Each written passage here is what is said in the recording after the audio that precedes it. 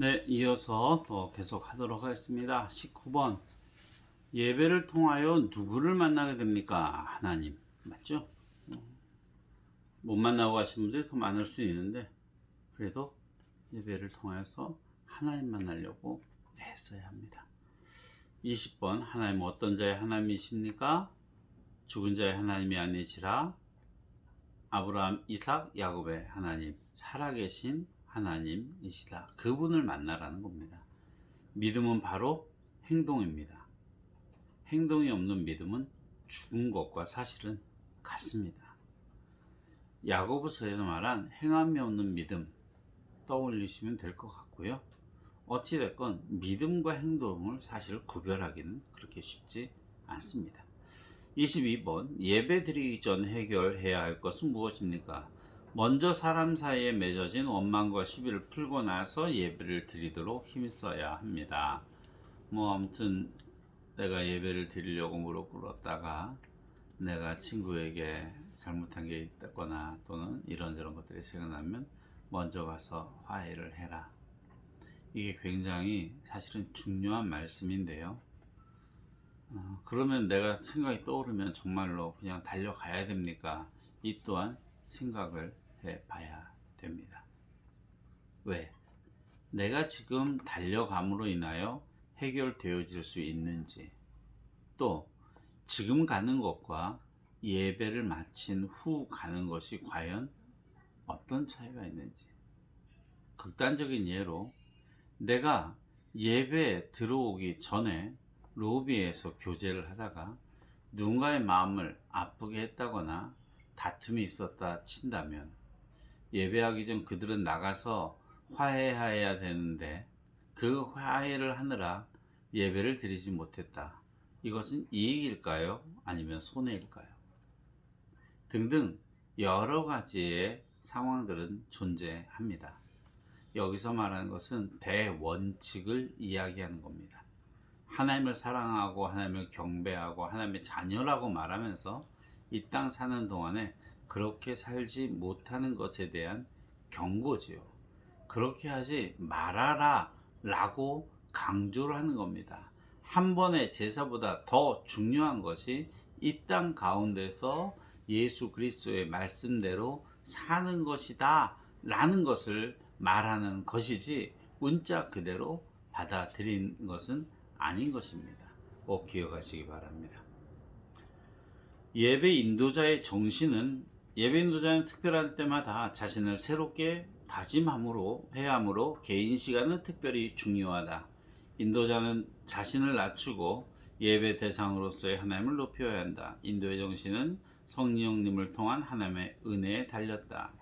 그래서 저 같은 경우도 노력은 하지만 좀 힘든 부분이 뭐냐면요, 예배 인도자로서 저희 같은 경우에 지금 현재 제가 다 하고 있는 경우에 속하니까, 설교의 본문도 마찬가지고 예배 전에 하나님 앞에 개인적으로 깊게 다시 묵상을 해야 됩니다. 그리고 그 예배를 위해서 제가 하나님께 또한 기도할 시간이 필요하지요.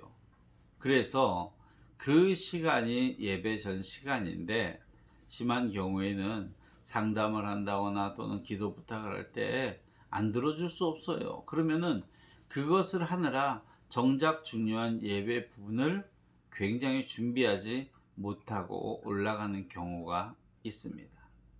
그래서 가능하다면 예배 전 미리 약속을 하거나 또는 예배를 마친 후에 상담은 언제든지 가능하지만, 가능하면 예배 인도자에게 예배 진행에 부담이 되지 않는 선에서 하는 것이 좋습니다. 상담은 나 하나지만, 또는 회의나 기도는 나 하나지만, 예배로 인한 피해는 모든 성도가 함께 짊어져야 되기 때문에 그렇습니다. 24. 예절은 흉내가 아니라 성실성이다. 흉내로서 절대 할 수 있는 것이 아닙니다. 성실성과 아까 같이 언급되던 게 단어가 뭐가 있었죠? 습관이란 단어입니다. 습관과 성실성. 25. 예배 공중생활이 모든 언행의 중심이 됩니다. 기억하시고요. 예배 인도자는 어린이와 인격의 일치가 중요하다. 그래서요, 영유아부 설교할 때 이 고민에 빠집니다. 내가 누구와 일치할 것이냐. 그래서 설교자들이 달라요. 고민을 했었어요. 저도 이 문제를. 이전에 교회에 있을 때 교육국을 담당하는데 영유아부 예배를 들어갔더니 유치부보다 어리게, 아니, 유치부 예배 인도할시 어린이 여러분, 오늘은 하나님에 대해서 배워보겠어요. 모세 아저씨가요? 막 이렇게 설교를 하는 거예요. 근데 안타까운 것은 영유아는요 3세 이하예요.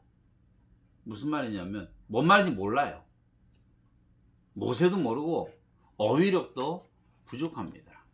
모션을 보는 거죠. 그렇다면 영유아를 위한 예배라고 했을 때 그 타점은 누가 돼야 될까요? 제가 고민하고 내린 결과는 유치부는 유치부와 인격적 일치가 중요하고요. 유년부나 초등부, 중고등부, 청년부 다 그들과 눈높이를 맞추는 게 굉장히 중요합니다. 근데 영유아부는 부모와 눈높이를 맞추는 것이 가장 효과적입니다. 왜? 부모가 말씀을 듣고 기도할 줄 알아야 아이들에게 한마디라도 그 말을 해줄 수 있기 때문에 그렇습니다. 그래서 제가 담당을 하고 난 후 창세기부터 또 부모들을 대상으로 성경의 이야기를 재미있게 풀어가는 방법으로 이해를 시켜줬더니 아는 게 아니라 어린 자기의 자녀들을 붙들고 기도하고 또 성경을 동화로 들려주었더니 훨씬 더 도움이 되더라. 그래서 엄마나 아빠가 먼저 복음을 이해해야 아이들과 활동을 하거나 집안에서 언행이나 기타 습관을 쌓아감에 있어서도 신앙에 도움이 되더라. 영유아라 그래서 젖먹이 아이들의 수준에 맞춰서 옹알이를 하고 있으면 실제로 그 시간은 놀이의 시간이지 예배의 시간이 될 수 없다는 결론에 저는 이르렀습니다.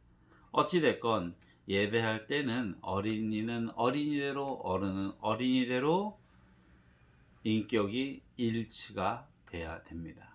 또한 눈높이도 맞춰야 되겠죠. 27. 어린이를 인도하는 데 필수적인 것은 적극적이고 확고한 태도, 그리고 절도 있는 예절, 태도와 예절에 대한 이야기입니다. 이후에도 잠깐 다르겠지만 결국 어린이를 인도하는 데 있어서 본이 될 수 있느냐, 이것이 중요한 문제가 됩니다. 28. 예배 인도자의 어조는 직업적인 교역자의 상투적인 어조를 쓰지 말고, 제가 이 말을 듣고 한참 웃었습니다.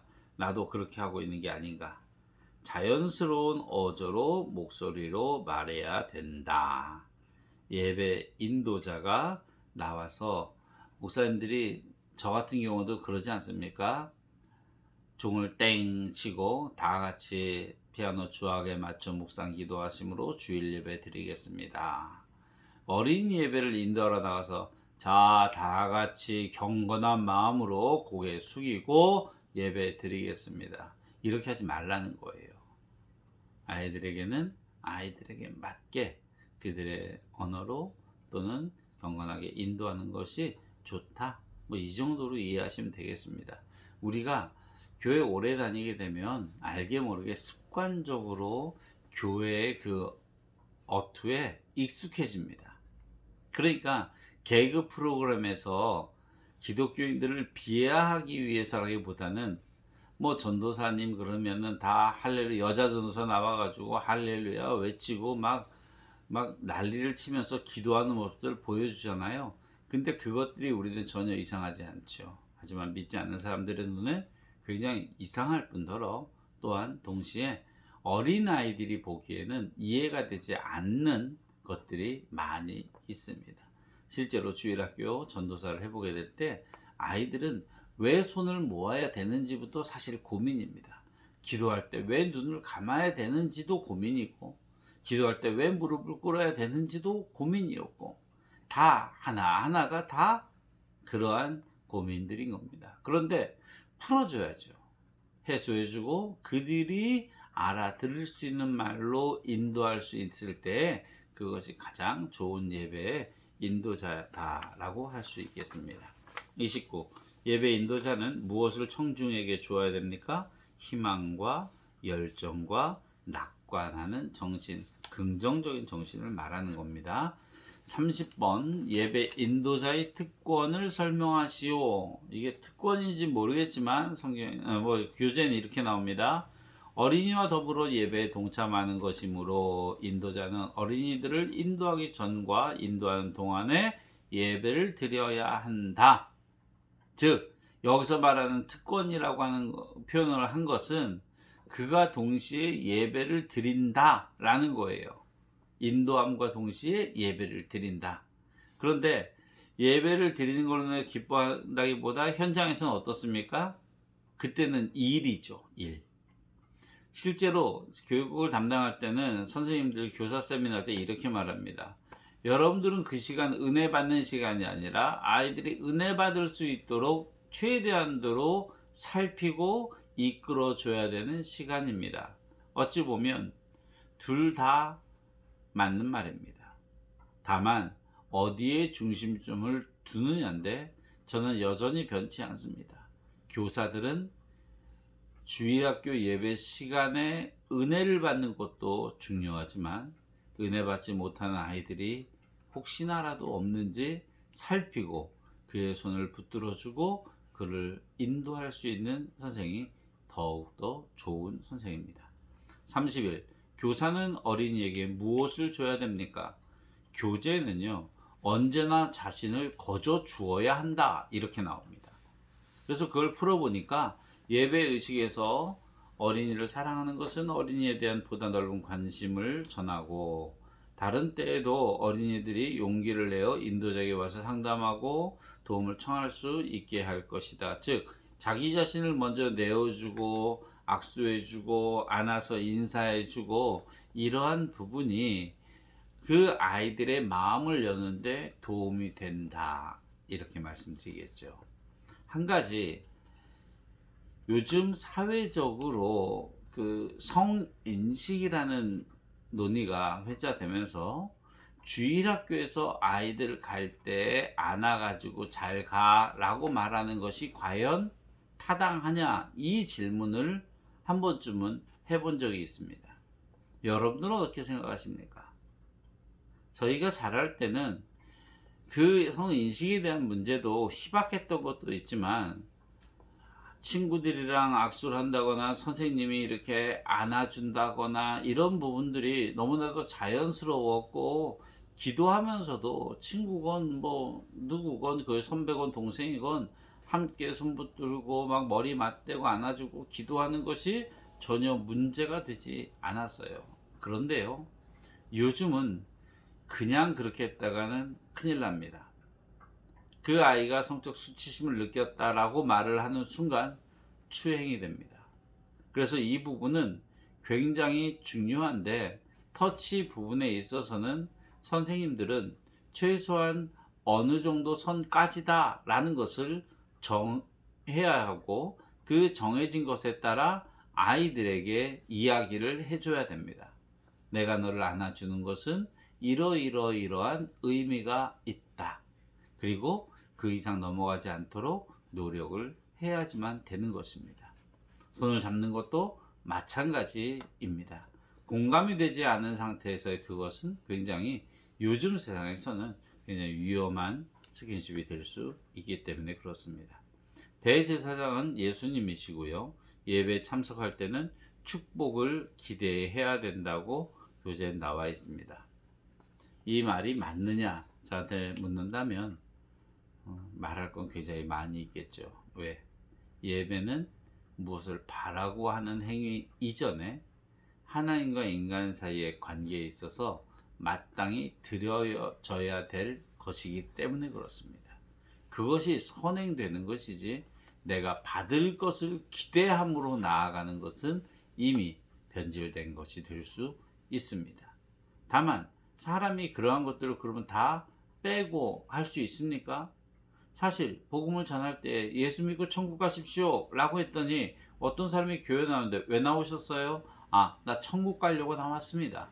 그러면 그 사람은 잘못된 겁니까? 아니에요. 누군가를 죽인 살인자까지라도 가서 복음을 전함으로 예수 믿고 죄 사함을 받으시고 천국에 함께 가기 원해요 라고 말했을 때 누군가가 나와서 손을 잡습니다. 아까 말씀드렸던 살인자가 나 죄 씻음을 받기 위해서, 나 용서받기 위해서 예수 믿습니다, 예배 나왔습니다. 그러면 여러분 그것은 맞는 말인 것 같기도 하지만 틀린 말일 수도 있다는 겁니다. 즉 한마디로 다 정리할 수는 분명히 없습니다.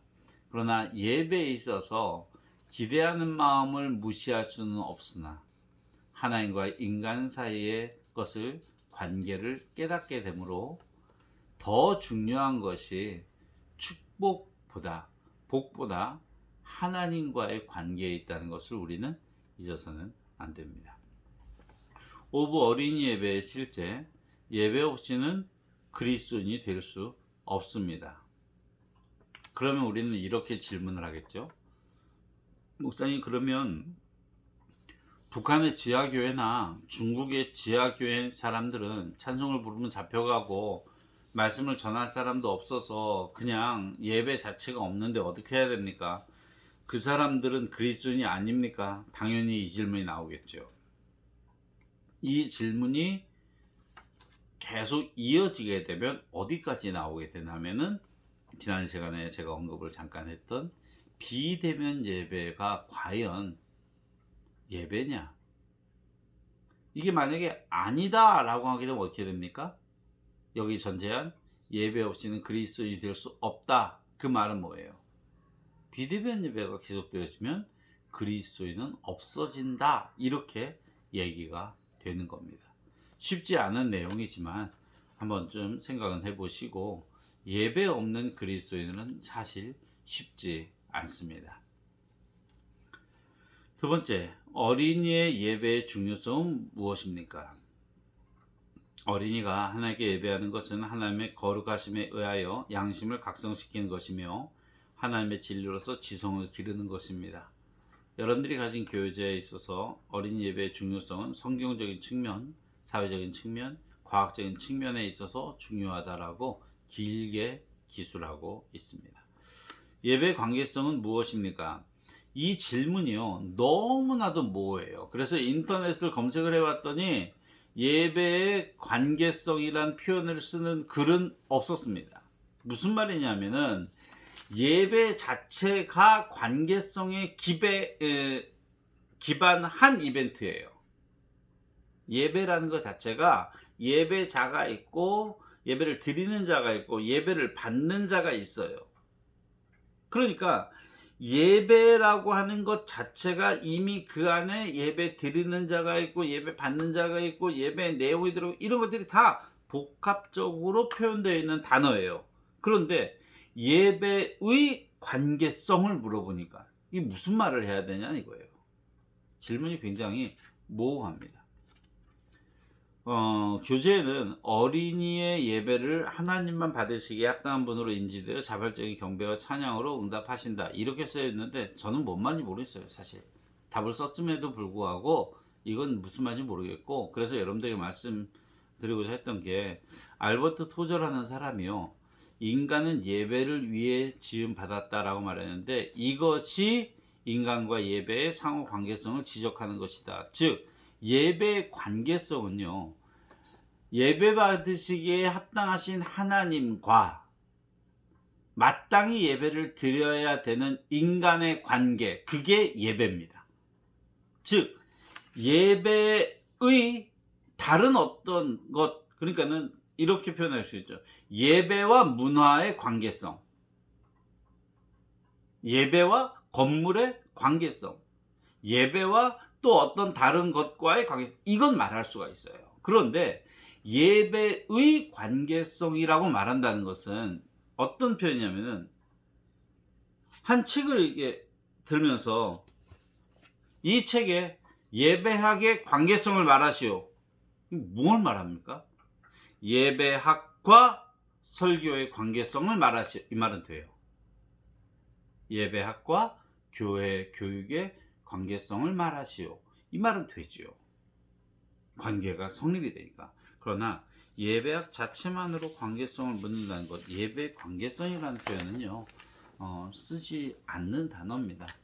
어찌됐건 교재를 중심으로 답은 이렇게 달았으니까, 뭐 어렵게 말하면 그냥 질문하신 분도 뭘 물어봤는지 모르는 것 같아요. 네 번째, 부모들은 어떤 자녀에게 지나치게 관심을 보입니까? 여러분, 이것도요, 문제 진짜 잘못 낸 겁니다. 문제를 위한 문제입니다. 교재는 이렇게 나옵니다. 자녀에게 지나치게 관심을 보이는 부모, 이렇게 나오고 그 설명으로 이것들이 붙게 되는데, 부모들은 어떤 자녀에게 지나치게 관심을 보입니까? 외아들에게 기울어지기 쉬운 형이 돼. 이게 말이 됩니까, 여러분? 외아들이 아니라 딸밖에 없으면은, 그러면 그 사람은 지나치게 관심 안 보입니까? 아니죠. 이것도 남아선호 사상이라고 하는 어떤 근거에 따라서 바탕이 된 것이고 편향적일 수 있어요. 답 자체가 옳은 게 아닙니다. 그러나 부모들은 약한 자녀 또는 귀하다라고 생각하는 자녀 또는 이러이러 여러 가지 것에 따라서 지나치게 관심을 보일 수 있습니다. 그러나 이 질문 자체가 무의미하다고 볼 수 없는 것은, 한 부모가 자녀에게 지나치게 관심을 보이게 됐을 때 부모의 바람처럼 아이가 오히려 더 크게 성장하는 것이 아니라 오히려 소극적인 인간형을 만들 수 있다는 데 문제가 있어요. 그것이 예배로 이어지게 되면 부모들에게 가정교육을 받은 자녀들, 이러한 부모에게 교육을 받으면 자녀들이 예배 시간에 집중력이 약해지고 선생님에게 의존함으로 자원하는 예배를 드리기 힘들다. 이 정도로 정리하면 되겠습니다. 그러니까는 우문현답이라고 여러분들이 이 질문을 받으면서 이것을 물어보려고 한 거구나, 그 정도만 이해하시면 되겠습니다. 어린이는 교회의 어떤 멤버냐고요? 중추적 멤버입니다. 즉 어린이는 부수적으로 따라오는 것이 아니라 어린아이들은 교회의 핵심이 될 수 있는 겁니다. 어린이뿐 아니라 물론 교회는 공동회에 여러분들이 아시겠지만 세례교인 이상 중2학년이면 세례와 입교를 받게 되죠. 그러면 그들은 투표권이 주어지게 됩니다. 그 말은 결국 중2가 되면 그들은요, 변방이 아니라 그 아이들이 이 중추적 역할을 하는 거죠. 근데 웃긴 예가 있습니다. 한 교회에서 장로 장립을 위한 투표를 했어요. 실제로 제가 이전에 있던 교회에서 일어난 일입니다. 그러면 공동의회 때 투표가 되죠. 그러면 여러분, 공동의회 때 중고등부가 예배를 잠시 멈추고 올라와서 투표를 한다 그러면 어떤 결과가 생길까요? 또는 청년부가 예배를 잠시 멈추고 다 참여해서 투표를 한다 그러면 교인들이 좋아할까요? 싫어할까요? 실제 있었던 논의입니다. 싫어합니다. 왠지 아십니까? 중고등부 아이들이 다 올라와서 투표를 하면 중고등부 담당하는 장로님한테만 표가 몰린다는 거예요. 중고등부를 담당하던 안수 집사님한테 몰표가 나갈 건데 걔네들을 어떻게 참석시키느냐? 다른 사람 모르는데. 청년부가 참석한다니까는 그럼 청년부 담당하던 안수 집사는 장로 되기 쉽겠네? 이런 말들을 서슴없이 합니다. 교회법을 모르는 거죠. 그들에게 동일한 투표권이 있습니다. 그러므로 그들이 드리는 학생부 예배, 청년부 예배에 공동의회나 투표는 시간을 피해줘야 됩니다. 그들도 와서 교회 일꾼을 뽑는데 일을 감당해야 되고, 그들도 기도하는 가운데 교회 중요한 자를 세움에 있어서 한 표를 행사할 수 있도록 이 대우를 하는 것, 이것이 교회 교육에 있어서 굉장히 중요하다. 여러분들에게 말씀을 드릴 수 있겠습니다. 6번 어린이 예배의 바른 태도와 인식은 무엇입니까? 하나, 예배와 교육은 분리되는 것이 바람직하다. 둘, 예배의 올바른 인식이 선행되어야 한다. 셋, 예배의 진정한 마음이 예배의 바른 태도가 되는 것이다. 저도 100% 공감합니다. 그런데 교회 여건상 예배와 교육이 분리되기가 그렇게 쉽지가 않습니다. 그런 마인드를 가진 교육자들을 만나기도 쉽지 않지만 교회 현재 실정, 저희 같은 경우에 우리 마을 친구들과 또한 교회 내 자녀들과 이렇게 혼재되어 있는 상태에서 이것들을 구별하여 실시하기란 쉽지 않습니다. 물론 그래서 지혜를 모아야 됩니다. 나름의 방법을 기도하고 세우고 있지만 여러분들도 기도하며 이러한 부분이 세워질 수 있도록 애써 주시기 바랍니다. 7. 예배를 드림으로 어떤 생활을 할 수 있습니까? 새로운 생활을 할 수 있으며 말씀을 통해서 주신 은혜로 생활 속에서 승리한다는 것을 확신하는 태도를 가질 수 있습니다. 8. 교육은 흥미 위주보다는 참다운 의미의 교육인 신본주의 교육이 필요하다. 신본주의. 이런 표현은 좀 낯설죠? 교육이라고 하는 개념에 있어서는 철저히 인본주의적 개념인데 교회 교육은 신본주의적 교육이 돼야 된다. 이것은 분명합니다. 9. 주일학교에서 무엇을 소홀히 하고 있습니까? 환경 문제를 소홀히 하고 있다. 교육관 보시면 알겠죠. 언제나 저희 교회는 본당도 잘 안 바꾸니까, 그러나 어린이들은 어린이에 맞게 최대한도로 배려하고 그들을 위한 공간으로 인식하게 해줄 필요가 있다. 이 정도만 기억하시면 될 겁니다. 교회의 교육관이 비전센터처럼 따로 지어주면 모르겠지만 일체형으로 한 교회에 있다고 했을 때는 정말 어렵고, 상가교회 같은 경우는 이것을 분리하기가 쉽지 않아요. 실제로 분리했다가도 이번 코로나 사태로 인하여서 둘 중에 하나를 포기해야 된다 했을 때 한 층을 포기하는데 교육관을 폐쇄하는 교회를 두 군데를 보았습니다.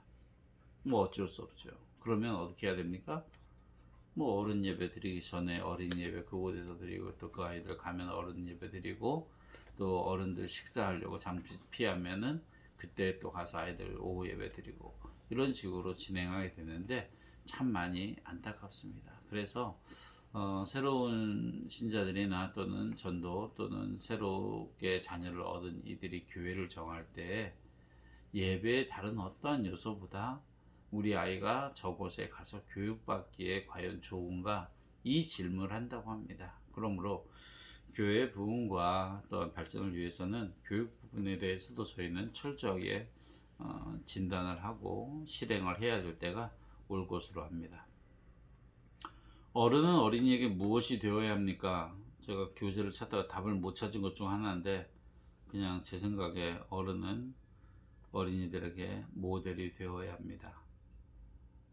그들의 말을 통해서 바뀌지 않고요, 그들의 행동을 통해서 선생님들의 등을 보고 그들의 삶을 보고 아이들이 따라가는 겁니다.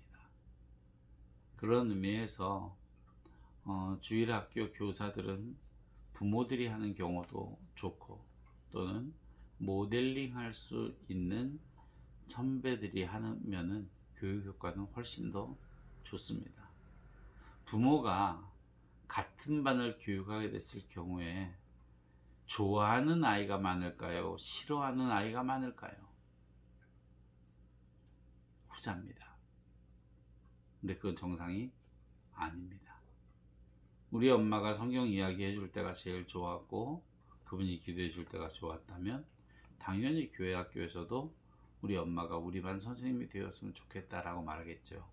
근데 큰 교회 대부분은 부모가 자기 반을 맡게 되면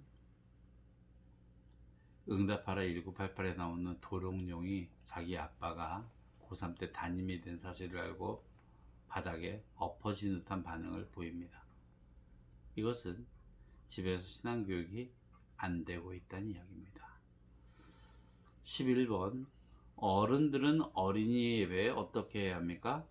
어른은 어린이들에게 지대한 관심을 표명하며 각 기관이 협조해야 합니다. 그래서 교재에 보게 되면 재정에 대한 이야기도 나옵니다. 교회 전체 재정의 15%에서 30%를 교육부에 투자해야 된다, 이런 말을 하는데 저는 100% 동의합니다. 단 간식을 사주거나 놀이를 위해서가 아니라 목적이 있는 교재, 목적이 있는 행사에 투자되어야 되고, 그들이 어렸을 때부터 끊임없이 믿음에 대하여, 교회에 대하여 관심을 갖게 하는 한에 있어서 그곳에 재정이 투자되어야 합니다. 그래서 실질적으로 교회 선교부에서가 아니라 교회 교육국에서 장학금이 지급되기도 합니다. 왜? 아이들이 믿음 생활함에 있어서 좋은 추억과 또한 도전이 되기 위해서지요. 어찌됐건 당장 재정적으로 어려움을 겪고 있는 교회가 이룩하기란 쉽지 않습니다. 조금 더 부흥이 되어지고 조금 더 건강해지게 되면 그때는 우리도 이렇게 실행하는 것이 마땅하다고 봅니다. 12. 예배 진행은 어떻게? 예배 진행에 있어서 적극적인 참여는 시간 전에 어린이들이 예배를 드리기 위해 마음을 모으고 기도하며 준비하다가 예배 진행 중엔 순서마다 잘 따라야 하며 떠들거나 졸거나 웃어서는 안 됩니다. 이것이 예배 진행에 대한 이야기입니다. 13. 예배 대상은 참 하나님이십니다. 이상에서 예배학에 대한 전체를 정리를 마치겠는데요. 여러분, 예배학은요 계속해서 저희가 논의를 해야 되는 문제입니다. 이것이 무엇이 정석이다. 만약에 예를 들어서 여의도 순복음교회에서 예배하는 것이 모든 예배의 정석입니까? 아니면 또 다른 어떤 큰 교회에서, 명성교회에서, 사랑의 교회에서 하는 것이 정석입니까? 아닙니다. 그렇게 말할 수는 없습니다. 왜? 그것이 정석이라면 그보다 규모의 면에서 부족하고 준비할 수 있는 전문 인력이 없는 곳 같은 경우에는 절대 그 예배를 드릴 수가 없습니다. 실제로 제가 아는 선에서 사랑의 교회의 메인 성가대가 아니라 다수의 성가대가 있는데 그들은 최소한 수요일과 토요일 연습을 합니다. 주일도 합니다. 거기 빠지면요 잘라버리면 됩니다. 그럼에도 불구하고 그 성가대로 된 것이 큰 감격이 되고 자랑거리가 되지요. 하지만 우리가 만약에 성가대 수요일날 모이십시오, 안 모이시면 자릅니다. 토요일도 모이셔야 됩니다. 하나님께 드리는 중요한 예배인데 우리가 연습하지 않고 쓰는 것은 말이 안 됩니다. 라고 말하며 수요일, 토요일, 주일 계속 연습을 한다 그러면 저희 교회에서 성가대로 할 수 있는 분이 과연 몇이나 될까요? 예배의 중요함을 몰라서 그렇습니까? 성가대나 찬양의 중요함을 몰라서 그렇습니까? 아니죠. 그렇게 못하는 경우도 있다는 거예요. 교육에 대해서도 몰라서가 아니라 현재 상황에서 안 되는 게 있더라는 겁니다. 그렇다고 그것은 틀린 것이야 라고 말하면서 폄하를 하게 된다면 그의 생각이 잘못된 것입니다. 초대교회에는 주일학교 교육이 없었습니다. 그럼에도 불구하고 그들에게 교육이 됐던 건 뭡니까? 복음 때문에 죽어갔던 그들의 부모와 복음 따라 살려고 애쓰며 핍박받던 그들의 삶이 결국 이 자녀들까지도 예수 가운데 살아가게 만든 것이죠. 뭐가 중요한가를 우리는 잊지 않아야 되겠습니다. 긴 시간 예배에 대해서 함께 나눌 수 있어서 감사하고, 다음 주일엔 교회 행정학을 들어가려고 합니다. 전체 7과로 진행되어 있어서 아마도 3주에 걸쳐서 하게 될 것 같습니다. 한 주간 동안 믿음으로 승리하시고, 가을이 환절기입니다. 감기 걸리거나 코로나 조의하셔서 건강한 모습으로 다시 뵙게 되기를 부탁드립니다. 감사합니다.